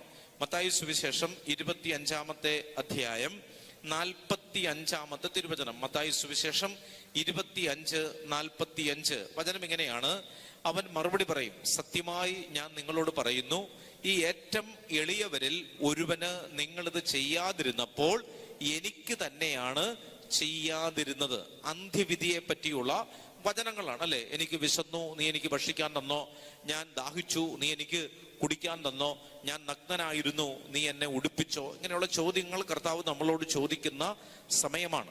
അപ്പോൾ അങ്ങനെയുള്ള സമയത്ത് കർത്താവിന്റെ വചനം ഓർമ്മിപ്പിക്കുകയാണ്, ഈ ഏറ്റവും എളിയ സഹോദരങ്ങളിൽ ഒരുവനിത് ചെയ്തപ്പോൾ എനിക്ക് തന്നെയാണ് ചെയ്യാതിരുന്നത് എന്നൊരു വചനം ഇവർ കേട്ടു. അവരിങ്ങനെ വായിക്കുകയാണ്. പെട്ടെന്ന് പലതവണയും വായിച്ചിട്ടുണ്ട് ഈ വചനം, പക്ഷെ ഈ സമയത്ത് വായിക്കുമ്പോൾ പെട്ടെന്ന് ഈ കന്യാസ്ത്രീയുടെ ഉള്ളിൽ ഈ വചനം ഇങ്ങനെ കത്താൻ തുടങ്ങി. ചെറുത് പറഞ്ഞേ ഹല്ലേലൂയ. ഒരു ട്രെയിൻ യാത്രയാണ്, 4-5 മണിക്കൂറുകളുള്ളൊരു യാത്ര. ആ യാത്ര ഇങ്ങനെ മുന്നോട്ട് പോവുകയാണ്. പോകുമ്പോൾ ഒരു ബൈബിൾ വചനം കിട്ടി. വചനം ഇതാണ്: ഈ ഏറ്റവും എളിയ സഹോദരങ്ങളിൽ ഒരുവന് നിങ്ങളിത് ചെയ്യാതിരുന്നപ്പോൾ എനിക്ക് തന്നെയാണ് ചെയ്യാതിരുന്നത്. ഈ വചനം ഇവരുടെ ഉള്ളിൽ ഒരു തീപ്പന്തം പോലെ, ഒരു വാള് പോലെ ഇങ്ങനെ കുത്തിക്കയറി. അത് വല്ലാത്ത ഒരു പ്രകമ്പനം അവരുടെ ഉള്ളിൽ ഉണ്ടാക്കി. അവരുടെ ഉള്ളിൽ വല്ലാതെ അസ്വസ്ഥമായി. അവർ കർത്താവിനോട് ഇങ്ങനെ ചിന്തിക്കുകയാണ്, കർത്താവേ, ഞാനും ഇതുപോലെയാണല്ലോ എന്ന് പറഞ്ഞ് ആ വചനം അവരുടെ ഉള്ളിൽ മാനസാന്തരമായി മാറി. അങ്ങനെയാണ് ആ ട്രെയിൻ യാത്രയിൽ അവരുടെ സ്റ്റോപ്പിൽ ഇറങ്ങുമ്പോൾ ആ ആഗ്നസ് എന്ന് പറയുന്ന സിസ്റ്ററിന്റെ ഉള്ളിൽ വലിയൊരു മാറ്റം ഉണ്ടാവുകയും ആഗ്നസ് മദർ തെരേസയായി രൂപാന്തരപ്പെടുകയും ചെയ്തു. ചേർന്ന് പറഞ്ഞേ ഹല്ലേലൂയാ. മനസ്സിലാവുണ്ട്? ഒരു യാത്രയ്ക്ക്, ഒരു ട്രെയിനിലേക്ക് കയറിയപ്പോൾ ആഗ്നസ് ആയിട്ടാണ് കയറിയത്. ഇറങ്ങിയപ്പോൾ ആഗ്നസ് മാറി ആരായി മാറി? മദർ തെരേസയായി മാറി. മദർ തെരേസയുടെ ജീവിതത്തെ മാറ്റിമറിച്ച ഒരു വചനമാണ്. Single word can change your life. ഒരു വചനം നിന്റെ ജീവിതത്തിൽ, നിന്റെ തലമുറകളിൽ വ്യത്യാസമുണ്ടാകും. ഒരൊറ്റ വചനത്തിന് നിന്റെ ജീവിതത്തെ മാറ്റിമറിക്കാൻ സാധിക്കും. ചെറുത് പറഞ്ഞേ ഹല്ലേലൂയാ. ഇഗ്നേഷ്യസ് ലയോള എന്ന് പറയുന്ന വിശുദ്ധനെ പറ്റി നിങ്ങൾ കേട്ടിട്ടുണ്ടാകും. വിശുദ്ധ ലയോള, അദ്ദേഹം ഒരു അധ്യാപകനായിരുന്നു. വലിയ ദൈവവിശ്വാസമൊന്നും ഉണ്ടായിരുന്ന ആളായിരുന്നില്ല.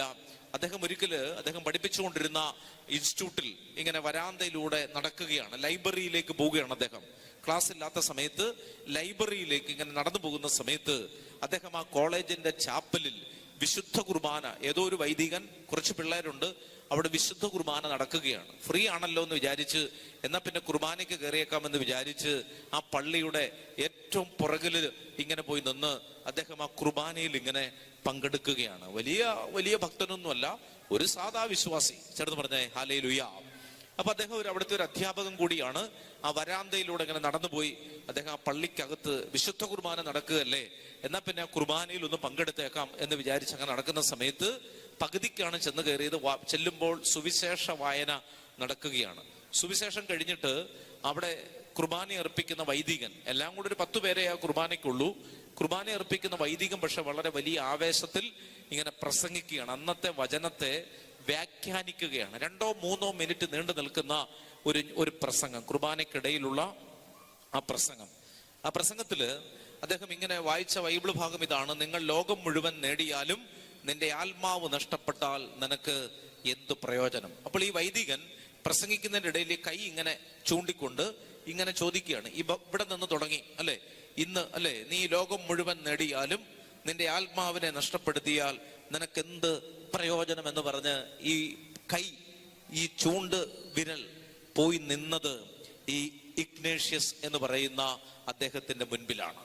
അപ്പൊ അദ്ദേഹത്തിന് തോന്നി, 10 പേര് മാത്രമുള്ള ഈ കുർബാനയിൽ ഈ വൈദികന്റെ കരം, അച്ഛനിങ്ങനെ പേടികൊണ്ട്, എന്താണ്, കോളേജിലാണ് പ്രസംഗിക്കുന്നത്, അതുകൊണ്ട് ഭയം കൊണ്ടൊരു ധൈര്യം കിട്ടാൻ വേണ്ടിയാണ് കൈയൊക്കെ എടുത്ത് ഇങ്ങനെ പ്രസംഗിച്ചത്. പക്ഷെ പറഞ്ഞു ചെന്ന് അവിടെ ചെന്നപ്പോഴത്തേക്ക് വചനം തീർന്നുപോയി. അപ്പൊ അതുകൊണ്ട് വിരലും അങ്ങനെ തന്നെ നിന്നു. പക്ഷെ ഈ ലയോളയുടെ മനസ്സിൽ ഒരു പോയിന്റ് ആയിട്ട് ഇതിങ്ങനെ വന്നു തന്നോട് ചോദിക്കുന്നത് പോലെ അദ്ദേഹത്തിന് തോന്നി, അല്ലെ? അദ്ദേഹം ഇങ്ങനെ ചിന്തിക്കുകയാണ്, ഞാൻ ഈ ലോകം മുഴുവൻ നേടിയാലും, ഈ യൂണിവേഴ്സിറ്റിയിൽ ഏറ്റവും വലിയ അധ്യാപകനായാലും ഇവിടുത്തെ പ്രിൻസിപ്പാൾ ആയാലും, ഇന്ന് രാത്രിയിൽ എൻ്റെ ആത്മാവ് നഷ്ടപ്പെട്ടാൽ എൻ്റെ ആത്മാവ് സ്വർഗത്തിലായിരിക്കുമോ? ഞാൻ ഈ ഭൂമിയിൽ ജീവിച്ചതിന് എന്തെങ്കിലും അർത്ഥമുണ്ടാകുമോ? ഞാൻ ഈ ഭൂമിയിൽ നേടാവുന്ന എല്ലാ ജ്ഞാനവും നേടി, ഒരുപാട് ഡോക്ടറേറ്റുകൾ, ഒരുപാട് PG, ഒരുപാട് സർട്ടിഫിക്കറ്റുകൾ എൻ്റെ കയ്യിലുണ്ട്. പക്ഷേ ഇന്ന് രാത്രിയിൽ ദൈവസന്നിധിയിലേക്ക് പോകേണ്ടി വന്നാൽ എനിക്ക് ദൈവസന്നിധിയിൽ ഒരിടമുണ്ടാകുമോ? ചേർന്ന് പറഞ്ഞേ ഹല്ലേലൂയ. ലോകം മുഴുവൻ നേടിയാലും നിന്റെ ആത്മാവിനെ നഷ്ടപ്പെടുത്തിയാൽ എന്ത് പ്രയോജനമെന്ന് പറയുന്ന വചനത്തിലേക്ക് ഇദ്ദേഹം ഇങ്ങനെ പോയി നിന്നു. അങ്ങനെ പോയി നിൽക്കുമ്പോൾ അദ്ദേഹത്തിന്റെ ഉള്ളിൽ ഒരു വല്ലാത്ത ഭീതി ഉണ്ടായി. ഒരു ഈ ചോദ്യം തന്നോട് ചോദിക്കുന്നത് പോലെ തോന്നി. ആ ഒരു ചോദ്യത്തിൽ നിന്നാണ് ഒരു സാധാ യൂണിവേഴ്സിറ്റി അധ്യാപകനായിരുന്ന ഈ ലയോള വിശുദ്ധ ഇഗ്നേഷ്യസ് ലയോളയായി മാറിയത്. ചേർന്ന് പറഞ്ഞേ ഹല്ലേലൂയ. ഒരൊറ്റ വചനമാണ് ഒരാളെ മാനസാന്തരപ്പെടുത്തുന്നത്. വിശുദ്ധ അഗസ്റ്റിൻ, അദ്ദേഹം ഒരു വഴിപിഴച്ച ജീവിതം നയിച്ചിരുന്ന ഒരാളായിരുന്നു. ഒരു ജാരസന്തതിക്ക് ജന്മം കൊടുത്ത ആളാണ് അഗസ്റ്റിൻ എന്ന് പറയുന്ന വിശുദ്ധൻ.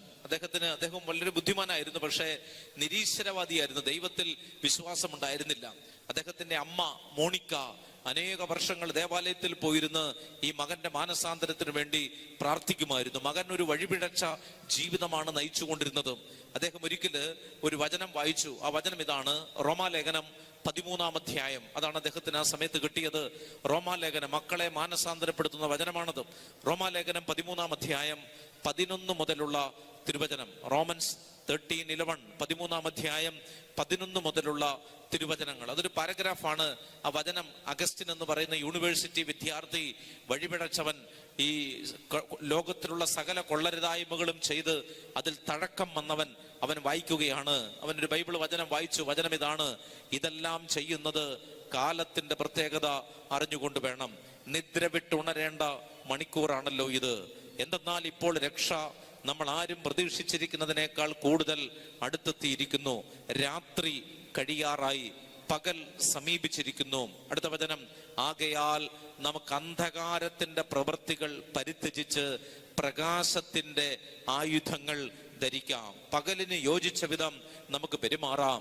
സുഖലോലുപതയിലോ മദ്യലഹരിയിലോ അവിഹിത വേഴ്ചകളിലോ വിഷയാസക്തിയിലോ കലഹങ്ങളിലോ അസൂയയിലോ നിങ്ങൾ വ്യാപരിക്കരുത്. അല്ലെ? അഗസ്റ്റിൻ അദ്ദേഹത്തോട് പറയുന്നത് പോലെയാണ് തോന്നിയത്. എന്താണ് വചനം വായിക്കുന്നത്? പകലിന് യോജിച്ച വിധം നമുക്ക് പെരുമാറാം എന്ന് പറഞ്ഞാൽ, നിങ്ങൾ പകൽ എന്ന് പറഞ്ഞാൽ പ്രകാശം. ആരാണ് പ്രകാശം? ഈശോയാണ് ലോകത്തിന്റെ പ്രകാശം.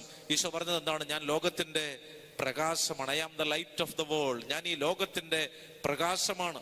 അങ്ങനെ കർത്താവിന് യോജിച്ച വിധം നമുക്ക് പെരുമാറാം. സുഖലോലുപതയിലോ മദ്യലഹരിയിലോ അവിഹിത വേഴ്ചകളിലോ വിഷയാസക്തിയിലോ കലഹങ്ങളിലോ അസൂയയിലോ നിങ്ങൾ വ്യാപരിക്കരുത്. പ്രത്യുത കർത്താവായ യേശു ക്രിസ്തുവിനെ ധരിക്കുവിൻ. ദുർമോഹങ്ങളിലേക്ക് നയിക്കത്തക്ക വിധം ശരീരത്തെ പറ്റി ചിന്തിക്കാതിരിക്കുവിൻ. ചേർന്ന് പറഞ്ഞേ ഹല്ലേലൂയാ. ഈ വചനമാണ് അദ്ദേഹം കേട്ടത്. ഈ വചനം കേട്ട് കഴിഞ്ഞപ്പോ അദ്ദേഹത്തിന്റെ ഉള്ളിൽ അതൊരു തീക്കനലായിട്ട് മാറി.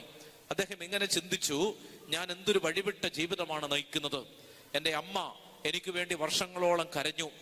എൻ്റെ ഒരു മകൻ, ഒരു അവിഹിത വേഴ്ചയിൽ ഉണ്ടായ ഒരു കുഞ്ഞ്, അവൻ സമൂഹത്തിന് മുമ്പിൽ നാണം കെട്ട് ജീവിക്കുന്നു. ഇങ്ങനെയുള്ള ഒരുപാട് ചിന്തകൾ അദ്ദേഹത്തിന്റെ മനസ്സിലുണ്ടാവുകയും അദ്ദേഹം മാനസാന്തരപ്പെട്ട് അദ്ദേഹം എന്ത് ചെയ്തു? ഒരു വിശുദ്ധിയുടെ വഴിയിലേക്ക് എത്തുകയും ചെയ്തു.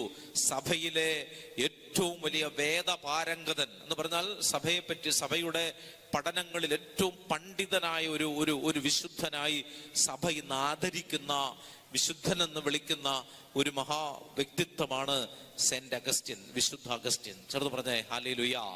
ഒരൊറ്റ വചനം, ഒരു വചനമാണ് ഒരാളെ മാനസാന്തരപ്പെടുത്തിയത്. ഒരു ധ്യാനമല്ല, ഒരു കൂട്ടം വചനങ്ങളല്ല, ഒരൊറ്റ വചനം, ഒരു വചനത്തിന്റെ ഒരു വരി നിന്നെ മാനസാന്തരപ്പെടുത്തും. മത്തായി സുവിശേഷം 24-ാം അധ്യായം. ജീവിതത്തിൽ പരാജയങ്ങൾ ഉണ്ടാകുന്നതിന്റെ ഒരു കാരണത്തെ പറ്റി ബൈബിൾ പഠിപ്പിക്കുകയാണ്. മത്തായി സുവിശേഷം 23-ാമത്തെ അധ്യായം, 22-ാമത്തെ അധ്യായം. മത്തായി സുവിശേഷം 22-ാമത്തെ അധ്യായം 29-ാമത്തെ വചനം. മത്തായി 22 29 യേശു മറുപടി പറഞ്ഞു, വിശുദ്ധ ലിഖിതങ്ങളോ ദൈവത്തിന്റെ ശക്തിയോ മനസ്സിലാക്കാത്തതിനാൽ നിങ്ങൾക്ക് തെറ്റുപറ്റിയിരിക്കുന്നു. ജീവിതത്തിൽ ഒരു തെറ്റു പറ്റുന്നത് എപ്പോഴാണ്? ഒരു വലിയ കടക്കണിയിലേക്ക്, ഒരു വലിയ പ്രാരാബ്ധങ്ങളിലേക്ക് നമ്മൾ പോയി വീഴുന്നത് എപ്പോഴാണ്? ചേർന്ന് പറഞ്ഞേ ഹല്ലേലൂയ. വിശുദ്ധ ലിഖിതങ്ങൾ അറിയാത്തത് കൊണ്ടാണെന്നാണ് വചനം പറയുന്നത്. വായിച്ചേ 29 വചനം. യേശു മറുപടി പറഞ്ഞു, വിശുദ്ധ ലിഖിതങ്ങളോ ദൈവത്തിന്റെ ശക്തിയോ മനസ്സിലാക്കാത്തതിനാൽ നിങ്ങൾക്ക് തെറ്റുപറ്റിയിരിക്കുന്നു. വചനത്തിന്റെ പ്രത്യേകത അതാണ്.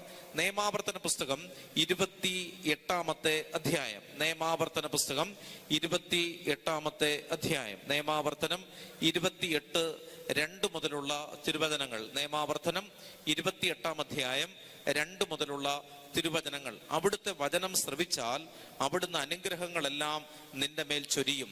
നഗരത്തിലും വയലിലും നീ അനുഗ്രഹീതനായിരിക്കും. നിന്റെ സന്തതികളും വിളവുകളും മൃഗങ്ങളും കന്നുകാലിക്കൂട്ടവും ആട്ടിൻപറ്റവും അനുഗ്രഹിക്കപ്പെടും. നിന്റെ അപ്പക്കുട്ടയും മാവ് കുഴയ്ക്കുന്ന കലവും അനുഗ്രഹിക്കപ്പെടും. സകല പ്രവൃത്തികളിലും നീ അനുഗ്രഹീതനായിരിക്കും. നീ ദൈവത്തിന്റെ വചനത്തെ ഗൗരവത്തോടെ എടുക്കുന്ന ഒരാളാണെങ്കിൽ, നീ ദൈവവചനത്തെ ഗൗരവമായി പരിഗണിക്കുന്ന ഒരാളാണെങ്കിൽ, വചനം പറയുകയാണ്, നഗരത്തിലും വയലിലും നീ അനുഗ്രഹിക്കപ്പെടും. എന്ന് പറഞ്ഞാൽ എന്താണ് അർത്ഥം? നീ പോകുന്ന ഇടങ്ങളിലെല്ലാം, നിന്റെ കൃഷിസ്ഥലങ്ങളിൽ, നീ പഠിക്കുന്ന ഇടങ്ങളിൽ, നീ ജോലി ചെയ്യുന്ന സ്ഥലങ്ങളിൽ, നീ പോകുന്ന വഴികളിലൊക്കെ നീ ഒരു പരാജയമായി മാറുകയില്ല. കർത്താവിന്റെ വചനം ഉള്ളിലുള്ളവനെ പരാജയപ്പെടുത്താൻ ലോകത്തിന്റെ ശക്തികൾക്ക് സാധിക്കുകയില്ല. ചേർന്ന് പറഞ്ഞേ ഹല്ലേലൂയ. ദൈവവചനം ഉള്ളിൽ കിടക്കുന്നവനെ തടയാൻ ലോകത്തിൽ ആർക്കും സാധിക്കുകയില്ല. അതാണ് യെശയ്യാ 22:22. കാണാതെ പഠിക്കേണ്ട വചനമാണ്. യെശയ്യാ 22:22. കർത്താവിന്റെ വചനം പറയുകയാണ്, ദാവീദ് ഭവനത്തിന്റെ താക്കോൽ അവന്റെ തോളിൽ വെച്ചു കൊടുത്തിരിക്കുന്നു. അവൻ അടച്ചാൽ ആരും തുറക്കുകയില്ല, അവൻ തുറന്നാൽ ആരും അടയ്ക്കുകയില്ല. ചേർന്ന് പറഞ്ഞേ ഹല്ലേലൂയ. ദൈവവചനത്തിന്റെ പ്രത്യേകതയാണ്. അതാണ് വചനത്തിന്റെ പ്രത്യേകത. അവൻ അടച്ചാൽ ആരും തുറക്കില്ല. ലോകത്തിൽ ഒരാൾക്കും കർത്താവ് നിനക്ക് വേണ്ടി ഒരു വഴി തുറന്നു തന്നാൽ, പ്രിയപ്പെട്ട മകനെ, ദൈവവചനത്തിലൂടെ ഒരു വഴി നിന്റെ ജീവിതത്തിൽ തുറന്നാൽ അതിനെ അടയ്ക്കാൻ ഒരാൾക്ക് സാധിക്കില്ല. അതിനെ അടച്ചു കളയാൻ ഒരു ഗവൺമെന്റിന് സാധിക്കില്ല, ഒരു ഭരണാധികാരിക്കോ ഒരു നിയമത്തിനോ സാധിക്കില്ല. ദൈവം ഒരു വഴി നിന്റെ മുമ്പിൽ തുറന്നു തന്നാൽ അതിനെ അടയ്ക്കാൻ കഴിയില്ല. കാരണം ഈശോ പറഞ്ഞത് ഇതാണ്, ഞാനാണ് വഴിയും സത്യവും ജീവനും. ചേർന്ന് പറഞ്ഞേ ഹല്ലേലൂയ. അവർക്ക് പറഞ്ഞേ ഹല്ലേലൂയ. അപ്പൊ വചനത്തിന്റെ പ്രത്യേകത ഏതാണ്? നഗരത്തിലും വയലിലും നീ അനുഗ്രഹീതനായിരിക്കും. നിന്റെ സന്തതികളും വിളവുകളും മൃഗങ്ങളും കന്നുകാലിക്കൂട്ടവും ആട്ടിൻപറ്റവും അനുഗ്രഹിക്കപ്പെടും. നിന്റെ അപ്പക്കുട്ടയും മാവ് കുഴയ്ക്കുന്ന കലവും അനുഗ്രഹിക്കപ്പെടും. സകല പ്രവൃത്തികളിലും നീ അനുഗ്രഹീതനായിരിക്കും. എല്ലാ പ്രവൃത്തികളിലും നീ അനുഗ്രഹിക്കപ്പെടുവനായിരിക്കും. പകുതി വഴിയിൽ ഒരു കാര്യം ഉപേക്ഷിക്കേണ്ടതായി വരികയില്ല. ഒരു വീട് പണി പൂർത്തിയാക്കാതിരിക്കാൻ നിനക്ക് സാധിക്കും. ഒരു വീട് പണി പകുതിക്ക് വെച്ച് മുടങ്ങുകയില്ല. നിന്റെ പഠന മേഖല വഴിക്ക് വെച്ച് മുടങ്ങുകയില്ല. കർത്താവ് നിനക്കൊരു വഴി തെളിയിക്കും. കർത്താവ് നിന്റെ മുൻപിലുണ്ട്. പകൽ മേഘസ്തംഭമായും രാത്രി അഗ്നിത്തൂണായും നമ്മുടെ മുൻപേ പോകുന്ന ഒരു ദൈവമുണ്ട്. അതുകൊണ്ട് പ്രിയമുള്ളവരെ, ദൈവവചനം നമ്മുടെ ജീവിതത്തിന് വളരെ കൃത്യമായ ഒരു ഗൈഡൻസ്, ഒരു നിർദ്ദേശം നൽകും. നീ ഇടത്തോട്ടോ വലത്തോട്ടോ തിരിയുമ്പോൾ നിന്റെ ഉള്ളിൽ നിന്ന് എന്ത് കേൾക്കും? ഒരു സ്വരം കേൾക്കും, ഇതാണ് വഴി, ഇതിലേ പോവുക. ചേർന്ന് പറഞ്ഞേ ഹല്ലേലൂയ. എനിക്ക് പലപ്പോഴും അത് ഫീൽ ചെയ്തിട്ടുണ്ട് ഈ വചനം. അത് ചില സ്ഥലങ്ങളിലൊക്കെ ചെല്ലുമ്പോൾ അക്ഷരാർത്ഥത്തിൽ ഈ വചനം സംഭവിക്കും. നമ്മൾ ചില സ്ഥലങ്ങളിലേക്ക് ചെല്ലുന്ന സമയത്ത് എങ്ങോട്ടാണ് പോകണമെന്ന് ചിലപ്പോൾ നമുക്ക് അറിയാൻ പാടില്ല, അല്ലെ? ലൊക്കേഷൻ മാപ്പൊക്കെ ചിലപ്പോൾ തീർന്നു പോകും, നെറ്റ് കിട്ടില്ല, എങ്ങോട്ടാണ് പോകുന്ന അറിയില്ല. ഒരുപാട് വഴികൾ ഇങ്ങനെ കിടക്കുകയാണ്. പക്ഷേ എന്താണെന്നറിയില്ല, നമ്മൾ ഒരു കാര്യം, ദൈവത്തെ വിളിച്ചാണ് യാത്ര പോകുന്നതെങ്കിൽ നമ്മൾ മനസ്സിലാക്കേണ്ട ഒരു കാര്യം എന്നറിയാമോ? കൃത്യമായിട്ട് ഉള്ള വഴിയിലൂടെ കർത്താവ് നമ്മളെ കൊണ്ടുപോകും. ആരോ ഒരാൾ ഇങ്ങനെ ഉള്ളിലിരുന്ന് പറയുന്നത് പോലെ തോന്നും, ഇതാണ് വഴി, ഇതിലേ പോകും. ഇത് സംഭവിക്കും. ഇതൊന്നും ഒരു സാങ്കല്പിക കഥയല്ല, ഇതൊരു ഇതിഹാസ കഥയല്ല. ബൈബിൾ എന്ന് പറയുന്നത് അക്ഷരാർത്ഥത്തിൽ വിശ്വസിച്ചോണം. അതാണ് ലൂക്ക 4:21.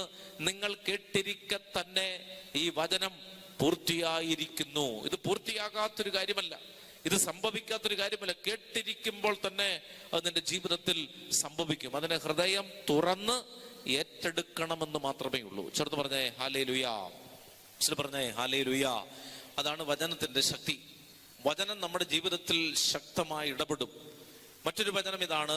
ഒരു വചനം നമ്മൾ പഠിക്കാൻ വേണ്ടി ഞാൻ പറഞ്ഞു തരികയാണ്. ലൂക്കാ സുവിശേഷം 12-ാം അധ്യായം 12-ാം തിരുവചനം. ലൂക്ക 12:12. പ്രത്യേകിച്ച് പഠിക്കുന്ന കുഞ്ഞുങ്ങൾ ഓർത്തിരിക്കേണ്ട ഒരു വചനമാണ്. ലൂക്ക 12:12. വചനം ഇതാണ്. എന്താണ് പറയേണ്ടതെന്ന് പരിശുദ്ധാത്മാവ് നിങ്ങളെ പഠിപ്പിക്കും. എന്താണ് വചനം? എന്താണ് പറയേണ്ടതെന്ന് ആര് പഠിപ്പിക്കും? പരിശുദ്ധാത്മാവ് പഠിപ്പിക്കും. ചേർന്ന് പറഞ്ഞേ ഹല്ലേലൂയ. എന്താണ് പറയേണ്ടതെന്ന് ആര് പഠിപ്പിക്കും? പരിശുദ്ധാത്മാവ് പഠിപ്പിക്കും. എന്താണ് പറയേണ്ടതെന്ന് പരിശുദ്ധാത്മാവ് പഠിപ്പിക്കും. ഞാൻ ഈ കോളേജിന്റെ ഓഫീസിൽ ഇരിക്കുന്ന സമയത്ത് എനിക്ക് പലപ്പോഴും ചില കാര്യങ്ങളിൽ തീരുമാനമെടുക്കാൻ പറ്റാതെ വന്നിട്ടുണ്ട്. കാരണം നമുക്ക് നമ്മുടെ അറിവിനും അപ്പുറത്താണ് ഓരോ കാര്യങ്ങൾ. എല്ലാം നമുക്കറിയാൻ പാടില്ല. പല കാര്യങ്ങളും എനിക്കറിയില്ല. യൂണിവേഴ്സിറ്റി നിയമങ്ങൾ അറിയില്ല. പല കാര്യങ്ങളും എനിക്കറിയില്ല. ഞാനിത് പഠിച്ച ഒരാളല്ല. അപ്പൊ ഞാൻ ചാർജ് നോക്കുന്നത് ഒരു ലോ കോളേജാണ്, ഒരു ലോ കോളേജ്. അപ്പൊ അത് നിയമപരമായ കാര്യങ്ങളാണ് അവിടെ പറയുന്നത്. അപ്പൊ ഞാൻ അവിടെ ഇരിക്കുമ്പോൾ പലപ്പോഴും ചില ഫയലുകൾ നമ്മുടെ മുമ്പിലേക്ക് വരുമ്പോൾ ചില അധ്യാപകർ വന്ന് ചില കാര്യങ്ങൾ ചോദിക്കുമ്പോൾ എനിക്കതിനകത്ത് മറുപടി പറയാൻ അറിയില്ല.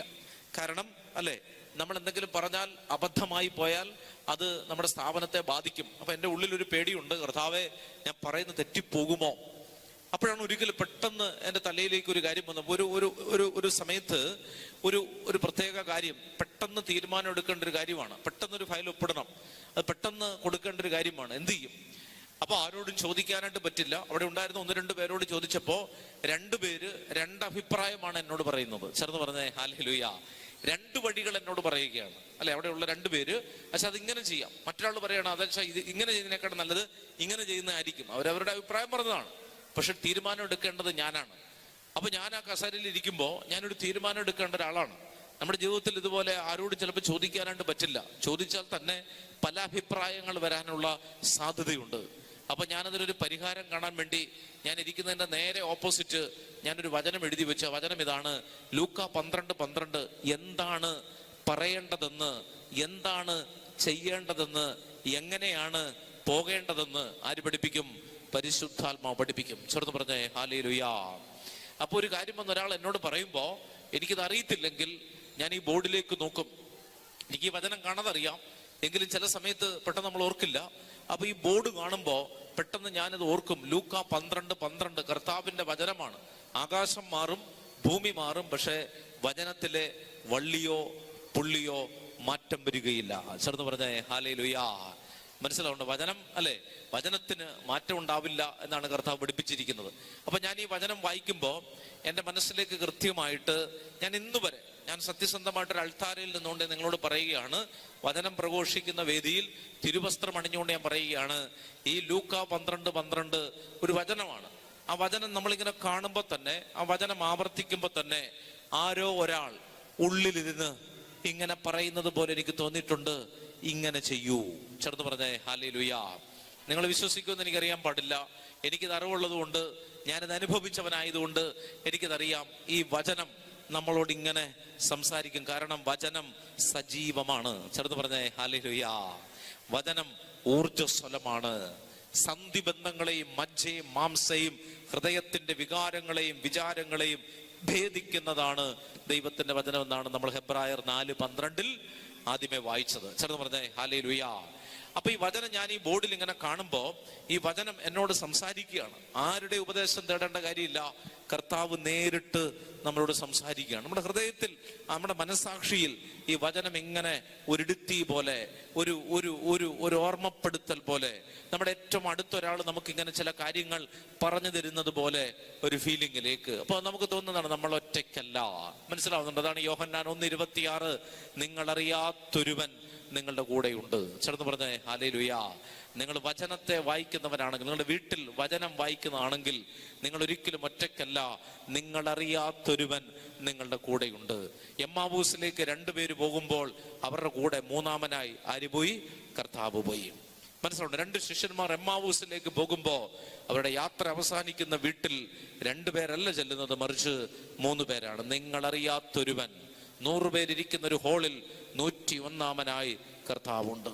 നീ ഒറ്റയ്ക്ക് താമസിക്കുന്ന നിന്റെ വീട്ടിൽ 2-ാമനായി നിന്റെ കർത്താവുണ്ട്. ചേർന്ന് പറഞ്ഞേ ഹല്ലേലൂയ. പറഞ്ഞേ ഹല്ലേലൂയ.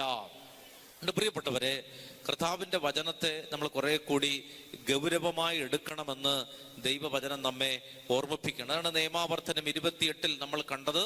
എന്താ കണ്ടത്? നിങ്ങൾ കർത്താവിന്റെ വചനം ശ്രവിച്ചാൽ അവിടുന്ന് ഈ അനുഗ്രഹങ്ങളെല്ലാം നിന്റെ മേൽ ചൊരിയും. നഗരത്തിലും വയലിലും നീ അനുഗ്രഹീതനായിരിക്കും. നിന്റെ സന്തതികളും വിളവുകളും മൃഗങ്ങളും കന്നുകാലിക്കൂട്ടവും ആട്ടിൻപറ്റവും അനുഗ്രഹിക്കപ്പെടും. നിന്റെ അപ്പക്കുട്ടയും മാവ് കുഴയ്ക്കുന്ന കലവും അനുഗ്രഹിക്കപ്പെടും. സകല പ്രവൃത്തികളിലും നീ അനുഗ്രഹീതനായിരിക്കും. ഇതാണ് ദൈവത്തിന്റെ വചനം.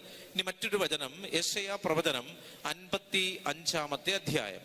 വചനത്തിന്റെ മറ്റൊരു പ്രത്യേകതയെ പറ്റി നമ്മളിവിടെ വായിക്കുകയാണ്. യെശയ്യാ പ്രവചനം 55-ാമത്തെ അധ്യായം. യെശയ്യാ പ്രവചനം 55-ാമത്തെ അധ്യായം 10 മുതലുള്ള തിരുവചനം. യെശയ്യാ 55:10 മുതലുള്ള തിരുവചനം. വചനത്തിന്റെ മറ്റൊരു ഒരു നിർദ്ദേശം നൽകുകയാണ്. മഴയും മഞ്ഞും വായിക്കാമോ? മഴയും മഞ്ഞും ആകാശത്ത് നിന്ന് വരുന്നു, അങ്ങോട്ട് മടങ്ങാതെ അത് ഭൂമിയെ നനയ്ക്കുന്നു. അത് സസ്യങ്ങൾ മുളപ്പിച്ച് ഫലം നൽകി, വിതയ്ക്കാൻ വിത്തും ഭക്ഷിക്കുവാൻ ആഹാരവും ലഭ്യമാക്കുന്നു. മഴയും മഞ്ഞും ആകാശത്ത് നിന്ന് വരുന്നു, അങ്ങോട്ട് മടങ്ങാതെ ഭൂമിയെ അത് നനയ്ക്കുന്നു. അത് സസ്യങ്ങൾ മുളപ്പിച്ച് ഫലം നൽകി, വിതയ്ക്കാൻ വിത്തും ഭക്ഷിക്കാൻ ആഹാരവും അത് ലഭ്യമാക്കുന്നു. അടുത്ത വചനം ഇങ്ങനെയാണ്: എന്റെ അധരങ്ങളിൽ നിന്ന് പുറപ്പെടുന്ന വാക്കും അങ്ങനെ തന്നെ ഫലരഹിതമായി അത് തിരിച്ചു വരികയില്ല. ചേർന്ന് പറഞ്ഞേ ഹല്ലേലൂയാ. വചനം പറയുകയാണ്, കർത്താവ് പറയുകയാണ്, ഞാൻ പറയുന്ന ഒരു വാക്ക് അത് വെറുതെ ആവില്ല. കർത്താവ് പറയുകയാണ്, ഞാൻ നിന്റെ കൂടെ ഉണ്ട് എന്ന് പറഞ്ഞാൽ ഒരു കാമുകൻ കാമുകിയോട് പറയുന്നത് പോലെയല്ല. നാളെ മറ്റൊരാളെ കാണുമ്പോൾ ഇപ്പോൾ ഉള്ള ആളെ ഉപേക്ഷിക്കാൻ സാധ്യതയുണ്ട്. പക്ഷെ ദൈവത്തിന്റെ വചനം അങ്ങനെയല്ല. കർത്താവ് വിശ്വസിക്കാൻ യോഗ്യനായ ഒരുവനാണ്. അവൻ എപ്പോഴും നമ്മുടെ കൂടെ ഉള്ളവനാണ്. നമ്മുടെ ഭാരങ്ങളിൽ, നമ്മുടെ തകർച്ചകളിൽ, നമ്മുടെ സന്തോഷങ്ങളിൽ മാത്രമല്ല. ചില ആളുകൾ നമ്മുടെ സന്തോഷങ്ങളിൽ മാത്രമേ നമ്മുടെ കൂടെയുള്ളൂ, നമ്മുടെ ദുരിതങ്ങളിൽ നമ്മുടെ കൂടെ ഉണ്ടാവുകയില്ല. പക്ഷേ കർത്താവ് അങ്ങനെയല്ല. കർത്താവിന്റെ വചനം പറയുകയാണ്, എന്റെ അധരങ്ങളിൽ നിന്ന് പുറപ്പെടുന്ന വാക്കും അങ്ങനെ തന്നെ ഫലരഹിതമായി അത് തിരിച്ചു വരില്ല. എന്റെ ഉദ്ദേശം അത് നിറവേറ്റും. ഞാൻ ഏൽപ്പിക്കുന്ന കാര്യം വിജയപ്രദമായി ചെയ്യും. ചേർന്ന് പറഞ്ഞേ ഹല്ലേലൂയാ.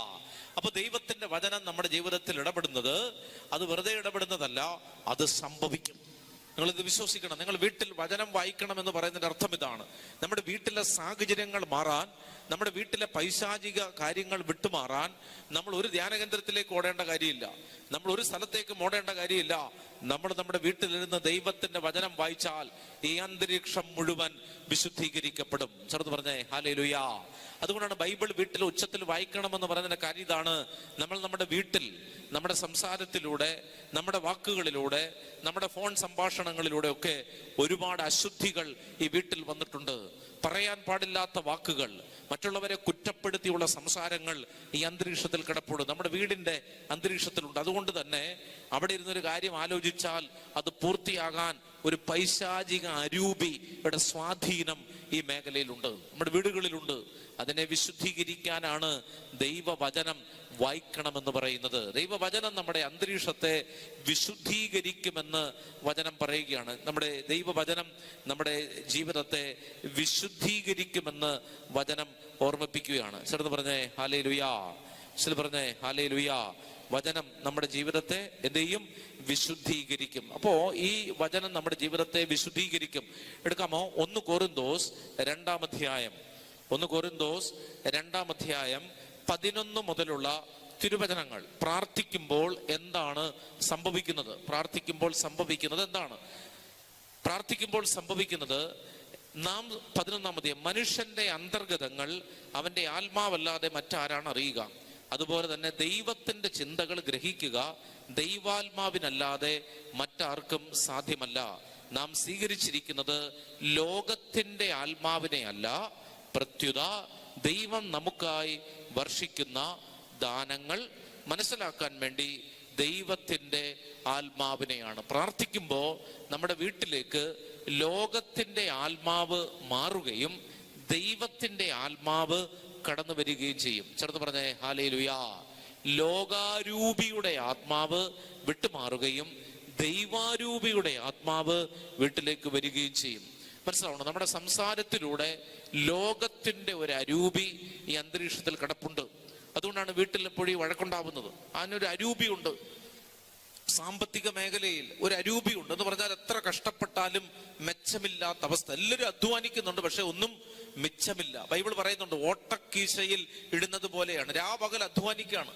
വെളുപ്പിന് 4 മണി മുതൽ രാത്രി 11 മണി വരെ അധ്വാനമാണ്, പക്ഷെ ഒന്നും മിച്ചമില്ല. ആശുപത്രി കൊടുക്കാനേ തികയുന്നുള്ളൂ. വീട്ടിലെ അരൂപി മാറുന്നില്ല. ദാരിദ്ര്യത്തിന്റെ അരൂപിയാണ്. വലിയ മെച്ചപ്പെട്ട ജോലിയൊക്കെ ഉണ്ട്, ഒത്തിരി ആഗ്രഹമുണ്ട്, പക്ഷെ എന്ത് ചെയ്യുന്നില്ല, ഇത് മാറുന്നില്ല. കാരണം എന്താണ്? ഇതിനകത്ത് ഒരു അന്തരീക്ഷത്തിന്റെ ഒരു കെട്ട അരൂപി ഈ അന്തരീക്ഷത്തിൽ കിടക്കണം. അത് മാറണമെങ്കിൽ എന്ത് ചെയ്യണം? പ്രാർത്ഥിച്ച് ദൈവാത്മാവിന്റെ അരൂപിയെ നമ്മൾ കൊണ്ടുവരണം. ചേർന്ന് പറഞ്ഞേ ഹല്ലേലൂയ. ഒരു വീട്ടിലിരുന്ന് ദൈവവചനം വായിക്കുമ്പോ അവിടേക്ക് എന്ത് നിറയും? ദൈവത്തിന്റെ ആത്മാവ് നിറയും. വചനം ആത്മാവാണ്. ചേർന്ന് പറഞ്ഞേ ഹല്ലേലൂയ. അല്ലെ, ഞാൻ നിങ്ങളോട് പറഞ്ഞ വാക്കുകൾ ആത്മാവും ജീവനുമാണെന്നാണ് ഈശോ പറഞ്ഞത്. ഞാൻ നിങ്ങളോട് പറഞ്ഞ വാക്കുകൾ എന്താണ്? ആത്മാവും ജീവനുമാണ്. ആ ആത്മാവ് വരും. അതുകൊണ്ടാണ് പ്രാർത്ഥിക്കണമെന്ന് വചനം പറയുന്നത്. നമ്മൾ വീട്ടിലിരുന്ന് പ്രാർത്ഥിക്കണം. നമ്മൾ കാണുന്ന റീൽസുകൾ, നമ്മൾ കാണുന്ന TV ഷോകൾ, ഒത്തിരി അരൂപികൾ നമ്മുടെ വീട്ടിലേക്ക് വ്യാപരിക്കുന്നുണ്ട്.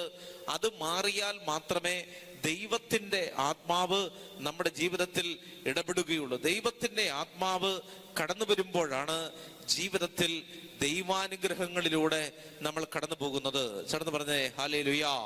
അപ്പൊ അതുകൊണ്ട് ദൈവത്തിന്റെ ആത്മാവ് നമ്മുടെ ജീവിതത്തിൽ നിറയുക എന്നുള്ളതാണ് ഏറ്റവും പ്രധാനപ്പെട്ട ഒരു കാര്യം. ദൈവത്തിന്റെ ആത്മാവ് നമ്മുടെ ജീവിതത്തിൽ നിറയുക. ആ ആത്മാവിന്റെ ശക്തി നമ്മുടെ ജീവിതത്തിൽ നിറഞ്ഞാൽ കർത്താവ് അത്ഭുതങ്ങളും അടയാളങ്ങളും പ്രവർത്തിക്കും. പ്രഭാഷകന്റെ പുസ്തകം 30-ാം അധ്യായം 6-ാമത്തെ തിരുവചനം. പ്രഭാഷകൻ 30-ാം അധ്യായം 6-ാമത്തെ 5 മുതലുള്ള തിരുവചനങ്ങൾ വായിക്കാമോ? കർത്താവേ, ഞങ്ങൾ അങ്ങേ അറിഞ്ഞതുപോലെ അവരും അങ്ങേ അറിയുകയും അങ്ങല്ലാതെ മറ്റൊരു ദൈവമില്ല എന്ന് മനസ്സിലാക്കുകയും ചെയ്യട്ടെ. അടുത്ത വചനം, അടയാളങ്ങളും അത്ഭുതങ്ങളും പ്രവർത്തിച്ച് അങ്ങയുടെ കരബലം പ്രകടമാകണമേ.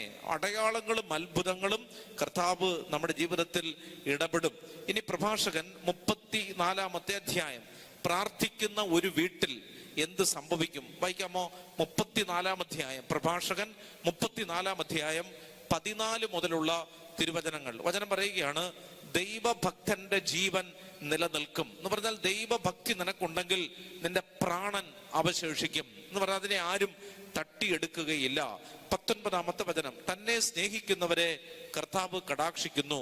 അവിടുന്ന് ശക്തമായ സംരക്ഷണവും ഉറപ്പുള്ള താങ്ങും ചുടുകാറ്റിൽ അഭയകേന്ദ്രവും പൊരിവെയിലിൽ തണലും ഇടറാതിരിക്കാൻ സംരക്ഷണവുമാണ്. പ്രാർത്ഥിക്കുന്ന ഒരു വീട് ദൈവത്തിന്റെ സംരക്ഷണത്തിലാണ്. സക്കറിയ 9:8, ആരും കയറി ഇറങ്ങി നടക്കാതിരിക്കാൻ ഞാൻ എൻ്റെ ഭവനത്തിന് ചുറ്റും വേലി കെട്ടി സംരക്ഷിക്കും. ഇതാണ് ദൈവത്തിന്റെ വചനം. എന്താണ്? ആരും കയറി ഇറങ്ങി നടക്കാതിരിക്കാൻ.